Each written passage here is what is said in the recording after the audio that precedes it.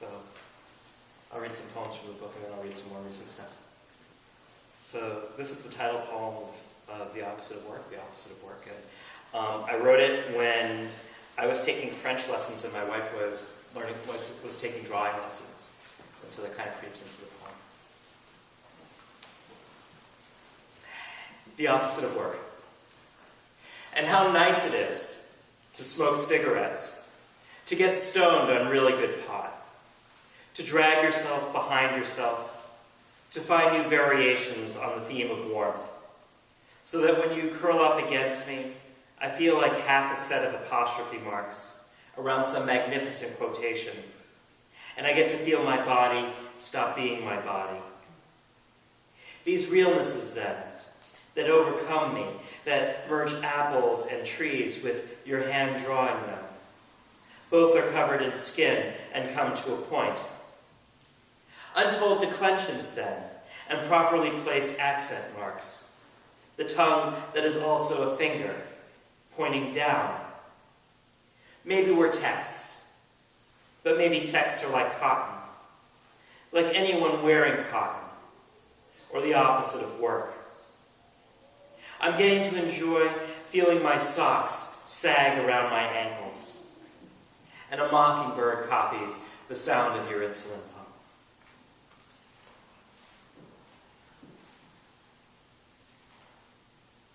This poem's called Thirst.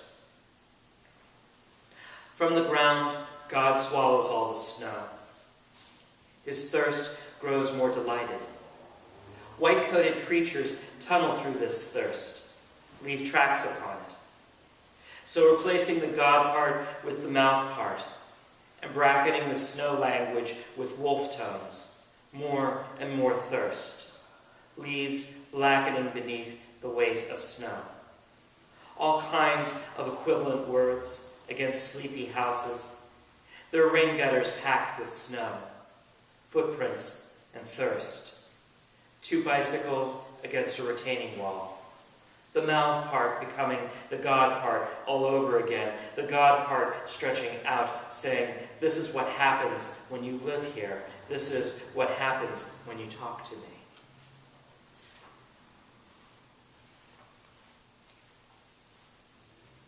This poem's called Raining.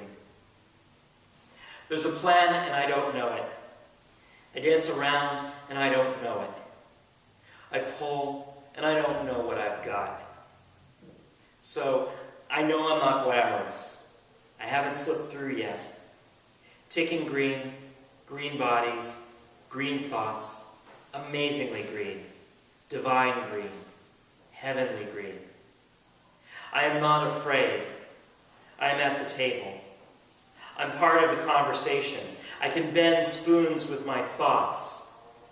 I'm working on my moves, and I can bend spoons with my thoughts. That's my root chemical.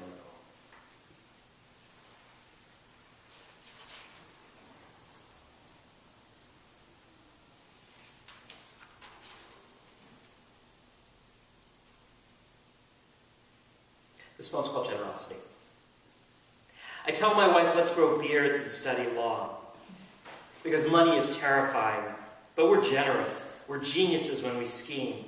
In the garden, our neighbors go crazy. They froth jealously. They steal apples and tomatoes and volunteer squash, chard proliferating endlessly. We're so generous. So let's pretend I'm a young supervisor who is not unhappy. He is eating all the appetizers when the tray comes by. He's thinking, they're not going to throw me out on an empty stomach. He's thinking, they're not going to throw me out if it looks like I'm somebody's pal. So he starts talking and he won't stop talking. And you nudge me, so I don't give all my thoughts away. The garden before us, and boundless, entwined, drinking a niche, a lung, which negotiates the oxygen out of the reluctant sky, containing clouds and all speech too.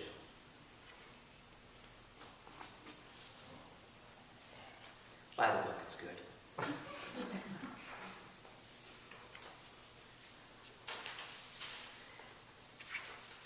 This piece is called Angels. 1. Us about to get in, look upon them, and them, seeing everything, don't need to look at us at all. One says to another, you are a person hiding another person, and that person inside you is hiding another. Whole families crammed in your elbow, nations behind your eye. And that one says, I know, and don't I look good? And you should try it sometime. I like it best when they argue, when they think they know what's up, and then I do a little dance, and the person who is writing this about me runs out of things to say. The other one says, running out of things to say is not the same thing as silence. Like healing, which is a series of jokes. 2. They have problems with shirts. They don't have problems. They're always naked. You forget about sex when you see them. They don't have problems. They have skeins. They have casts. A broken leg, a broken wing, a word, some thread. The word was always broken, this lets us in. They don't notice the salvage. Then the clutter of heaven, like a collier house. So much junk blocks the door, but we get in, and the oldest, most broken, welcomes us, deferential as hosts. God won't mend them, because he won't mend us. He won't mend you. There's too much unraveling left. It's the best part, the reason there's a plot. 3. One argument is that they're really sophisticated robots, divine Roombas zipping around or playing really good chess against one another. Another argument is that they, lacking real bodies, embody the universe in every last detail. Infinite maps in the palms of their hands, the feathers in their wings. Or they are passions, wonder, anger, and trembling. They stick their hands in you and you turn. Or they're administrative support, messengers, butlers. When you die, you'll be in paradise, but you'll also have a job. What if they quit? What if they're waiting? What do you want? What do you want? What do you want the world, this world, here, to be? 4.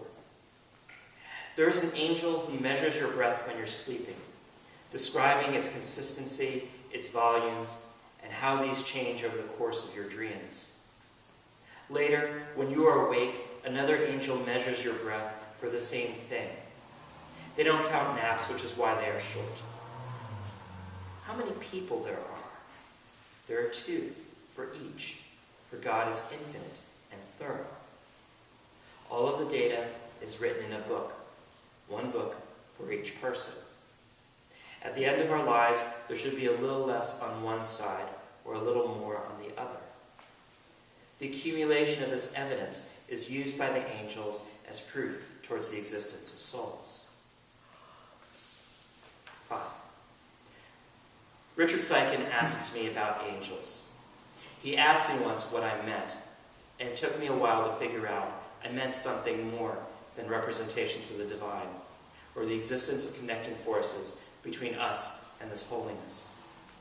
The thing itself, the unbearableness of it, whether you summon it or you just turn and you notice it, or you've known about it all along, or you make jokes about it because it frightens you, or you're certain about what's going to happen to you when you're dead, or you're fucked up and someone saves you, or you're just walking along and it presses down on you hard, or it puts its hand on your head and you are blessed. I'll read 2 more poems. So I've been writing these bird poems. And basically I find interesting named birds and then I write about them, or I use their lives to put them in poems. This one's called Hudsonian Godwits. Never make anything up, your parents say, but they lie all the goddamn time. It's a rite of passage ferrying out their deceptions. The brave sadness of the parents, unwilling to let their gullible kids go. They winter in Argentina, but sometimes they show up in Australia. Some of these migrations are furious.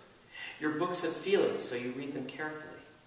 Speaking slowly with them, it's important to question how all that concrete got in your mouth. How the future is made by people who don't know they're assholes. Their future is doing you a favor, asshole. You know when your parents stop keeping things from you. They nest on the ground in well-concealed locations. Both parents look after their young, but soon we're going to find our own food and be able to fly within a month of hatching. Hudsonian godwits gather at James Bay in the fall to migrate 6,000 miles to South America. In good weather, many birds make the trip south without stopping. It takes 7 days, which means they fly in their sleep. You never knew you liked insects and crustaceans. Their sweetness used to bother you. You used to have nightmares, but they're manageable now. When you see your brother, it takes a while for your eyes to focus, and then you recognize him. When people praise you, you accept what they're saying. When the dark lays its cool stones on your chest, your lover adjusts the mask you wear while you sleep. The machine blows steady into you, and you're okay. You wake up, you wake up. You think you're flying, and you wake up, and then you fall back asleep.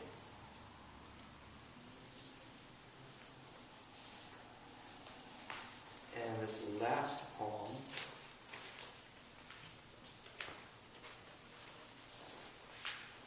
is called Ferruginous Hawks. And it borrows a little bit from Robinson Jefferson. My mother's hat blooms with thoughts, which contribute to my birth 3/4 in a paperclip. Therefore, I prefer to be active with slow wing beats, or soaring with my wings held in a strong dihedral. They make you get up when the black sun illuminates all thinking. Maybe a boy among cows, holy as you pass them around. Among the Jews, I am a shadow. Among the shadows, I am a Jew. Okay, I deserve it. My grandfather puts me in the trunk, in the secret compartment. I climb through the trapdoor and sit in the audience as he reveals my knifed-out corpse. A body stuffed with paper clips. Their nests are made of ground debris, such as sticks, branches, and cattails. Old nests will be refurbished, nests of other species taken over and refurbished. Odd items, paper, barbed wire, corn stalks, plastic, and steel cable will be incorporated. Parts of the land get sold to cover property taxes, but I remain unconcerned. I'm thinking like a hawk already. I circle before I strike. How short you are, my mother says, shouldering me and laying me down in the crib to sleep. Bright power, dark peace. Bark from trees and shrubs used for lining along with grasses and cow shit. I keep hopping up and down. I keep circling, and no one notices me. You're not invisible, my grandfather says. We're just not paying attention to you. So I'm still in my dark phase. I'm deep rufous above and below. My legs and feet feathered down to my talons. I'm unreasonable. All my t-shirts are black. As I cross the street, the hawks see me. I'm big enough they don't bother me, but the other birds, they're singing their warning songs. I whistle, and my mother knows what I'm doing, but not even she will tell me it's time to come home. Thank you.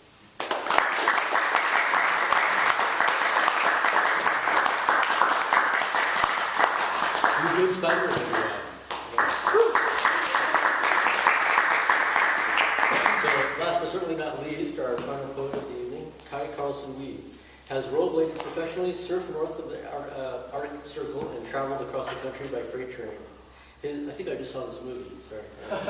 His work has appeared or is forthcoming in Line Break, Best New Poets, Forklift, Ohio, and the Missouri Review. A former Wallace Stegner Fellow, he lives in SF, California, and is a Jones Lecturer in Poetry at Stanford University. Please welcome Kai Carlson-Wee.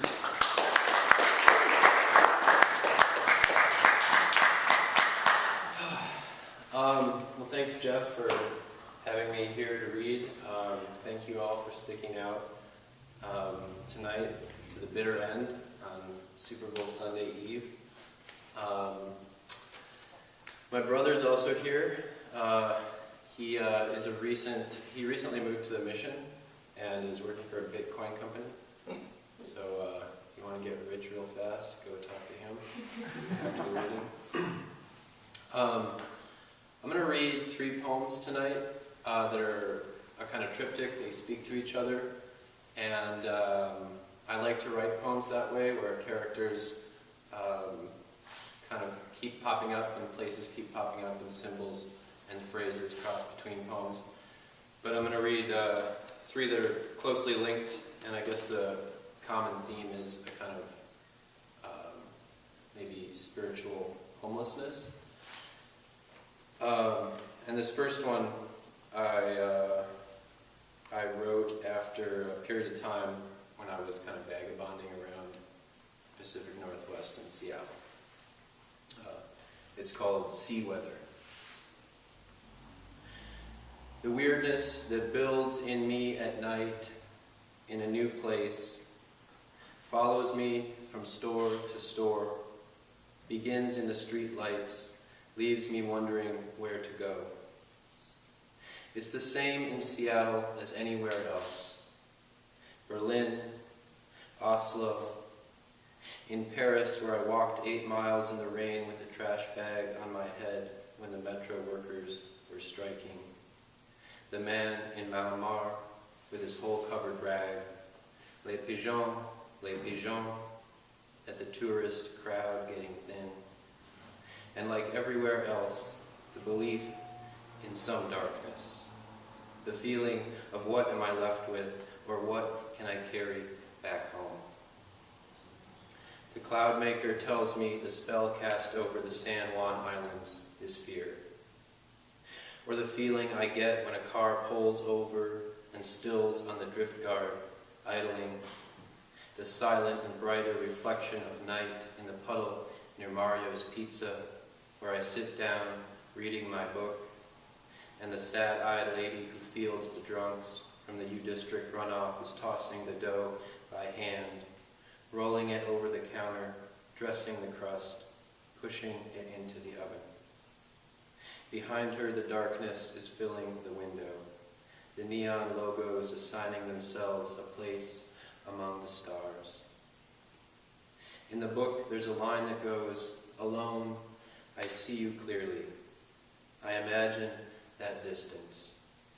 And then, in the train station, slumped in a bench near the pop machines, trying not to fade into sleep, I can feel that weirdness inside me receding. The ticket man kicking me out for the night. The new rain making it clear.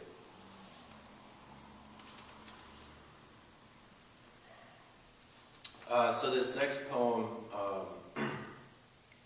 is kind of an elegy for a friend of mine who died of a heroin overdose when he was 26. We grew up skating and playing baseball together, and I didn't get to go to his funeral, so I wrote this poem. It's called King.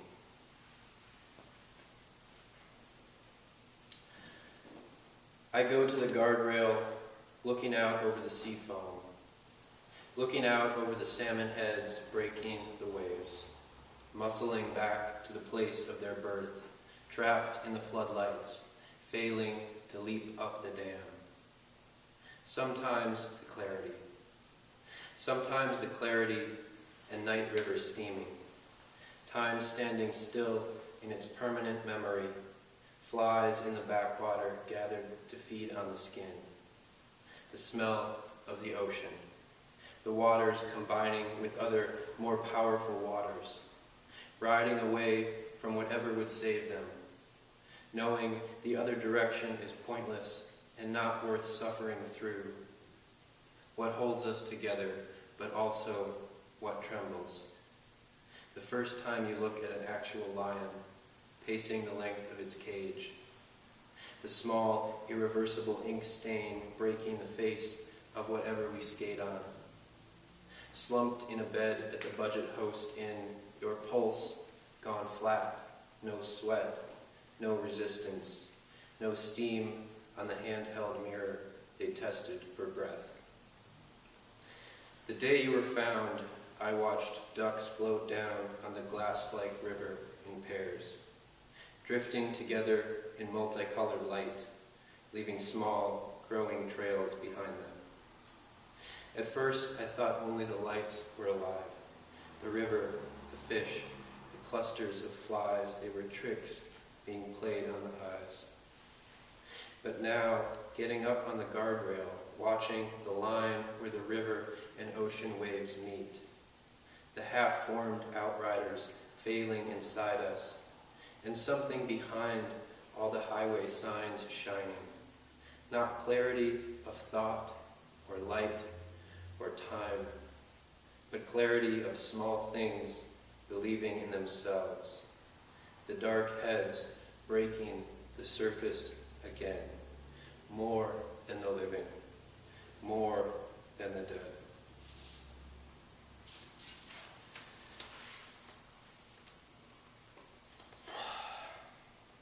Sorry to be reading such heavy poems.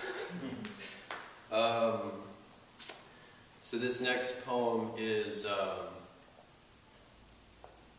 well, I wrote it because I had this friend who was always talking about PowerPoints. And what he meant by that was like places that he would go to gain power from the universe.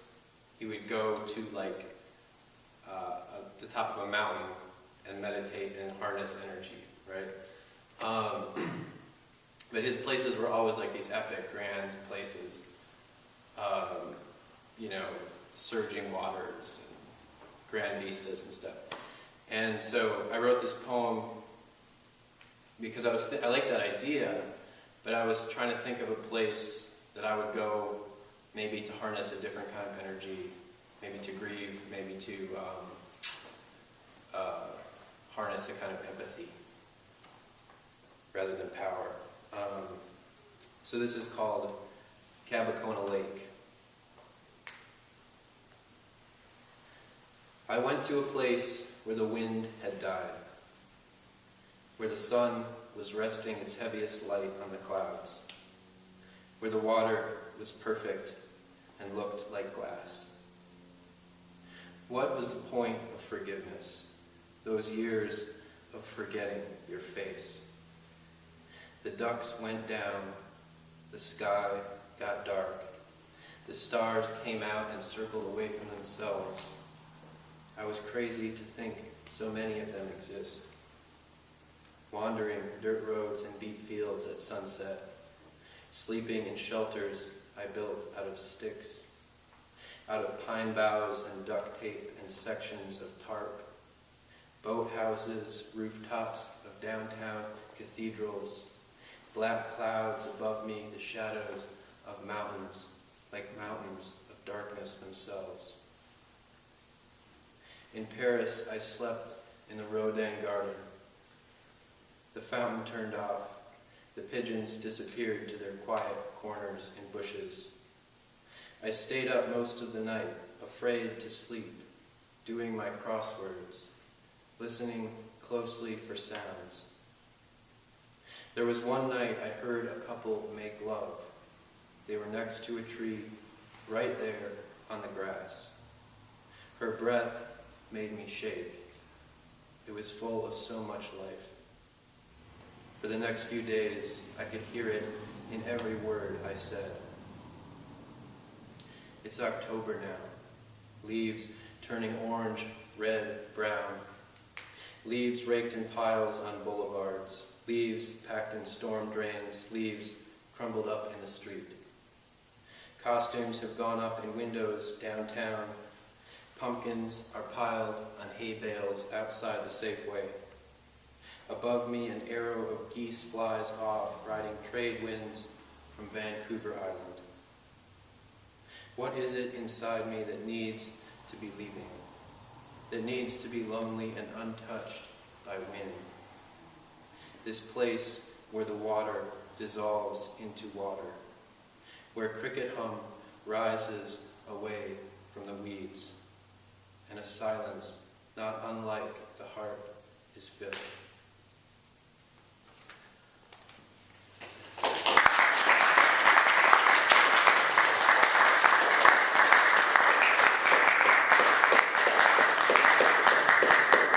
Carlson-Wee, thank you. We have Jade Way come up and play a few more songs for us. Yeah.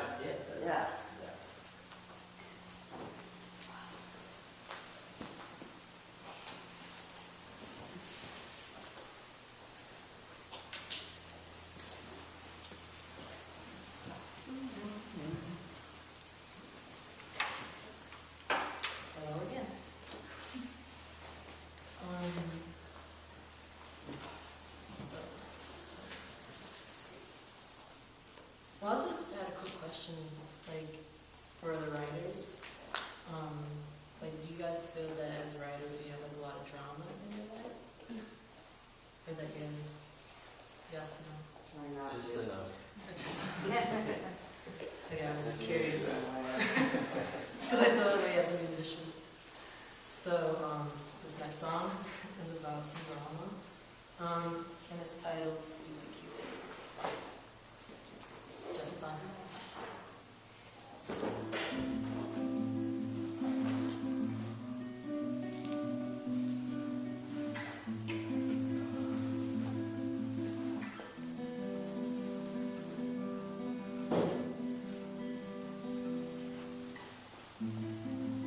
I'm walking in the rain, trying to ease my pain.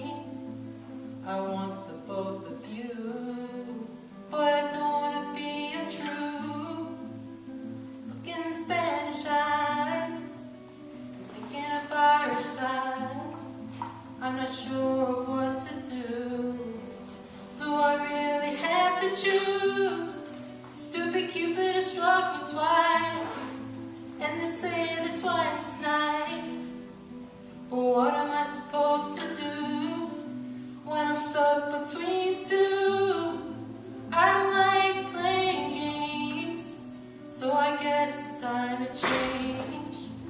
I only want to be with you.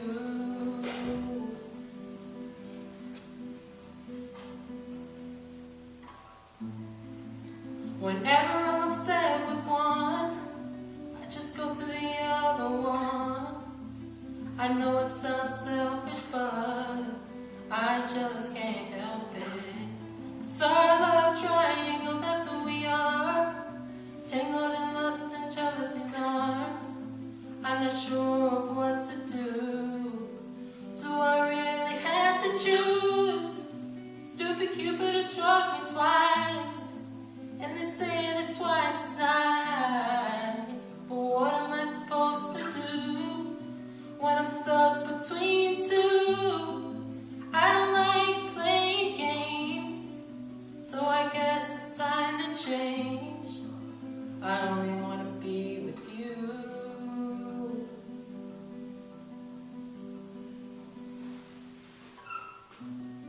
Stupid Cupid has struck me twice, and they say that twice is nice.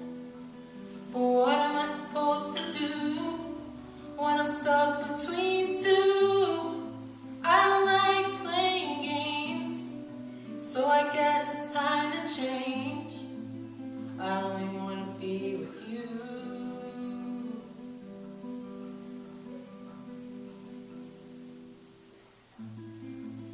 I only want to be with you. I only want to be with you. I only want to be with you. I only want to be with you. I only want to be with you. I only want to be with you. I only want to be with you. I only want to be with you. I only want to be with you. I only want to be with you. I only want to be with you. I only want to be with you.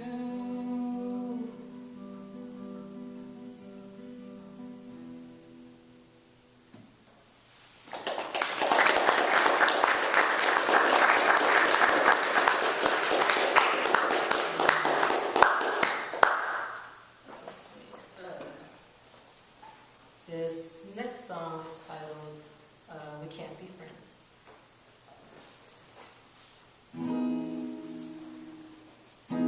We can't be friends, it's unnatural. I want you more and more. And even though we're miles apart, you still disturb my heart. We can't be friends, it's unnatural. I want you more and more. And even though we're miles apart, you still disturb my heart. Pacing back and forth, trying to get my head straight. I try and